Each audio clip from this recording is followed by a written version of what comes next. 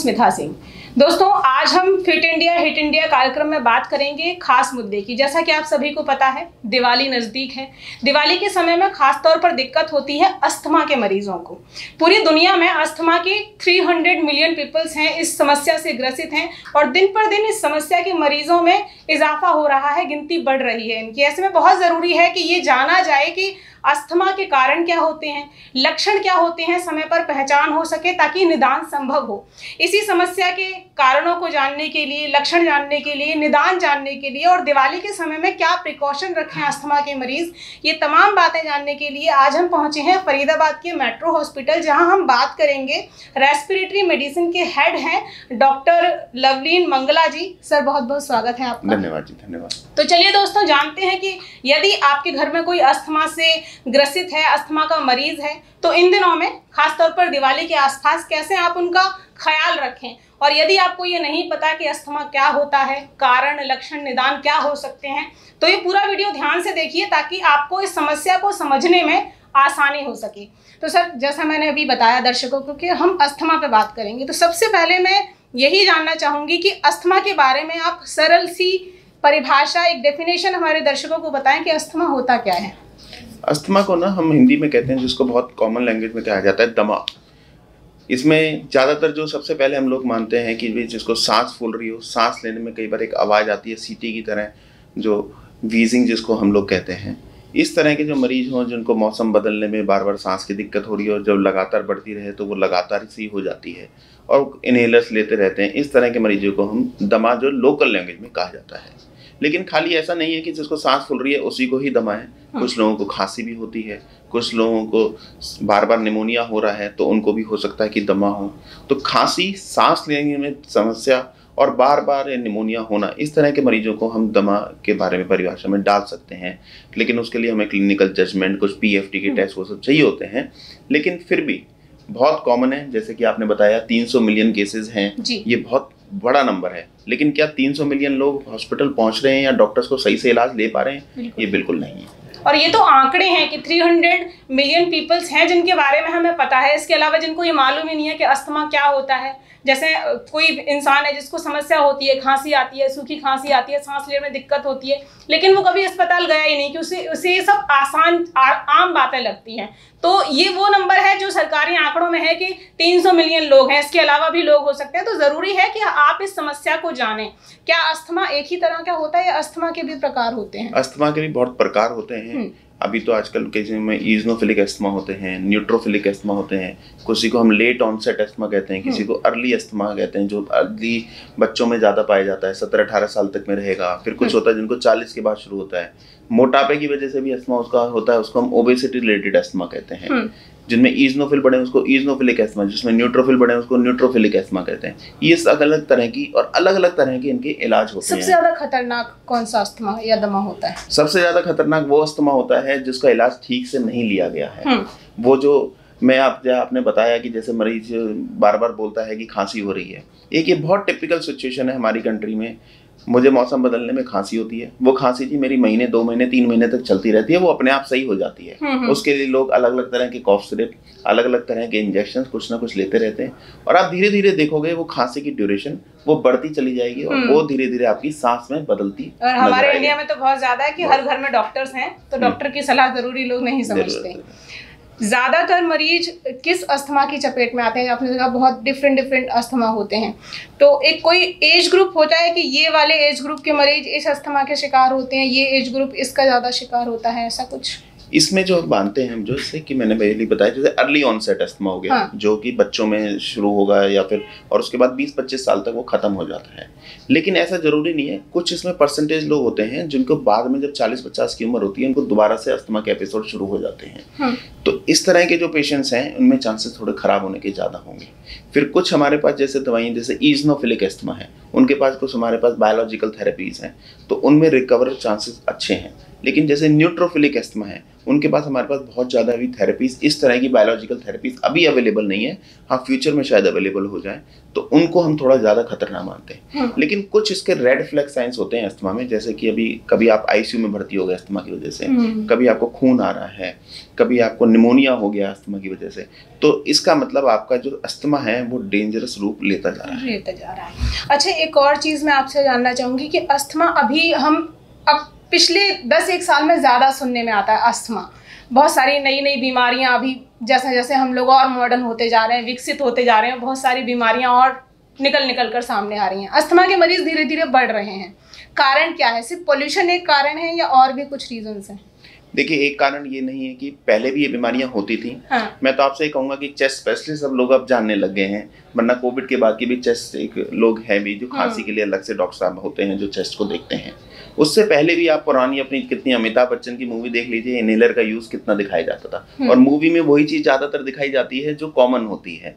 तो अस्थमा के मरीज पहले भी हुआ करते थे, लेकिन ये होता था कि इलाज कई बार बहुत चीजों के लिए लोग नहीं पहुंचते थे। आजकल क्या है कि हाँ, हमारे खाली ये नहीं कि एनवायरमेंटल पॉल्यूशन से ही फर्क है, जेनेटिक का भी बहुत फर्क पड़ता है, हमारी जीन्स का भी फर्क पड़ता है। ज़्यादातर केसेस में अस्थमा में आप पाओगे आपके दादा दादी, नाना नानी या आपके परिवार में किसी ना किसी के कोई ना कोई एलर्जी की दिक्कत रहेगी।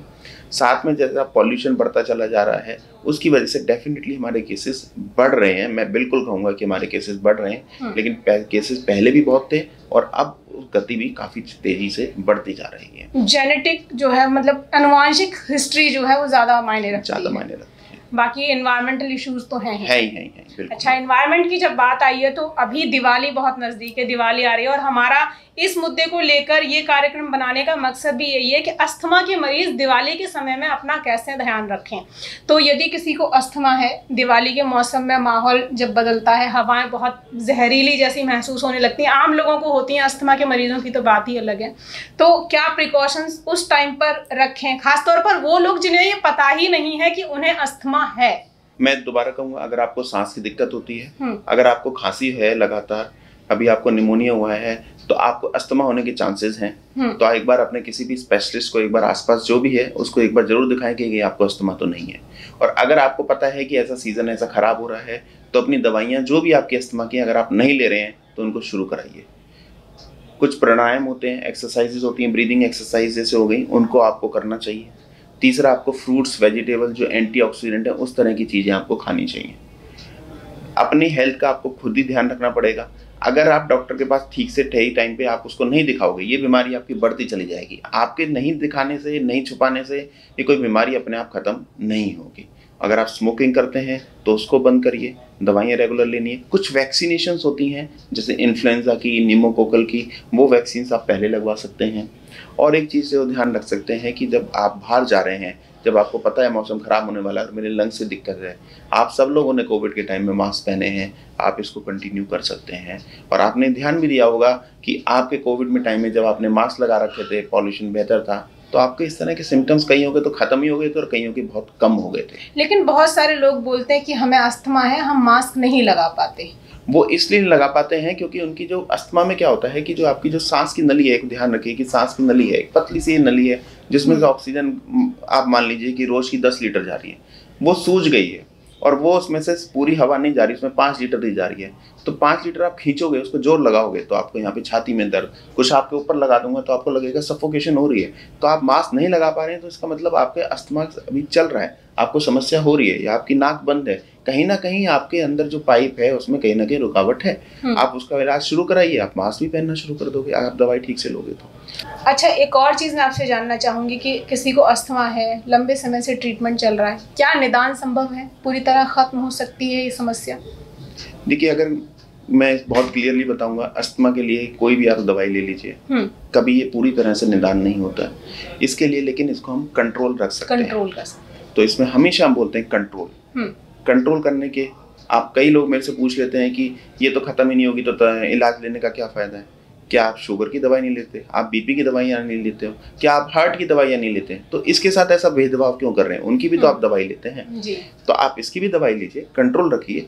कम से कम बहुत सारे हमारे मरीज हैं जिनके अस्थमा इतना बिगड़ जाता है कि बाद में मजबूरी में दवाई लेनी पड़ती है। अगर आप पहले से उसको कंट्रोल रखोगे तो अपने फेफड़ों की कैपेसिटी कम से कम खत्म नहीं होगी, आप ऑक्सीजन पे नहीं जाओगे, आप बाईपैप पे नहीं जाओगे, और इस तरह की एडवांस थेरेपीज पे नहीं जाओगे। कम से कम अपनी जिंदगी तो 70 साल 80 साल तक आराम से तो जियोगे, वो भी तो बहुत जरूरी है। चलिए, तो एक मतलब पूरी तरह से जड़ से खत्म नहीं हो सकता है अस्थमा, लेकिन निदान ये है कि अगर आप दवाइयाँ जारी रखते हैं, दवाइयाँ लेते रहते हैं, जैसे आप बीपी की लेते हैं, शुगर की लेते हैं या फिर थायराइड की लेते हैं, ठीक उसी तरह अगर आप अस्थमा का इलाज भी जारी रखते हैं तो आप एक स्वस्थ जीवन जी सकते हैं, अच्छी लाइफ आप जी सकते हैं अगर आप इलाज समय पर शुरू कर दें और उसको जारी रखें। तो कोई ऐसी जानकारियाँ या कुछ ऐसी बातें जो इस पूरी चर्चा के दौरान छूट गई हों, दर्शकों के लिए जानना ज़रूरी हो? बस मैं ये ध्यान रखना चाहूँगा, जो आपने बहुत पॉइंट इसमें उठाया कि कई सारे लोगों को पता ही नहीं है कि उनको इतने लंबे टाइम से खांसी हो रही है, सांस में दिक्कत है, वो दमा है कि उनको अस्थमा है, उसको जरूर चेक करवाएं। कोई भी चेस्ट स्पेशलिस्ट आपके आसपास हो, कोई भी स्पेशलिस्ट हो। दूसरी चीज़ ये है, जो मैंने प्रिकॉशंस आपको बताई इस वीडियो के दौरान, उनका ध्यान रखिए। अगर आपको पता है आपको इस तरह की दिक्कतें होती हैं और छींकें हो गई, इससे बार बार पानी आ रहा है, जुकाम हो रहा है, इस तरह की भी समस्या हैं, तो इन सब चीज़ों का आपको ध्यान रखना है और अच्छा खाइए, अच्छे रहिए और अपने जीवन को स्वस्थ बनाइए। जी, फरीदाबाद के मेट्रो हॉस्पिटल से डॉक्टर लवलीन मंगला, जिन्होंने आपको बताया कि यदि आप अस्थमा के शिकार हैं, अस्थमा आपको है, तो आपको किस तरीके से अपनी जीवनचर्या रखनी है, कैसे आपको उसका इलाज कराना है समय पर, ताकि आप एक स्वस्थ जीवन जी सकें। यदि आपको नहीं भी मालूम है कि आपको अस्थमा है तो किसी अच्छे से चेस्ट स्पेशलिस्ट को दिखाएं और इलाज समय पर शुरू कराएं।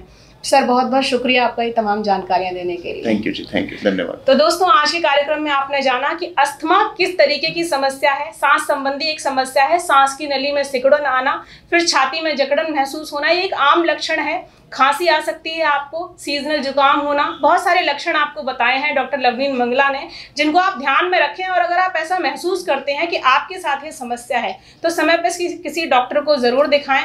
और ख़ास तौर पर दिवाली के समय में आपको खास सावधानी बरतने की ज़रूरत है, मास्क ज़रूर पहनें। अभी के लिए इतना ही, फिर मिलेंगे आपसे फिट इंडिया हिट इंडिया में अगले किसी खास मुद्दे के साथ। देखते रहिए देश रोजाना। चैनल सब्सक्राइब नहीं किया है तो सब्सक्राइब करिए, वीडियोस को लाइक और शेयर करते रहिए। नमस्कार।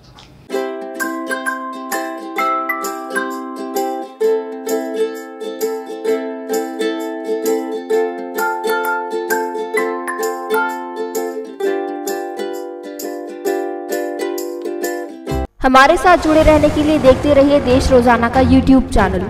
सब्सक्राइब कीजिए, साथ ही देश रोजाना की खबरें सबसे पहले देखने के लिए प्रेस कीजिए बेल आइकन।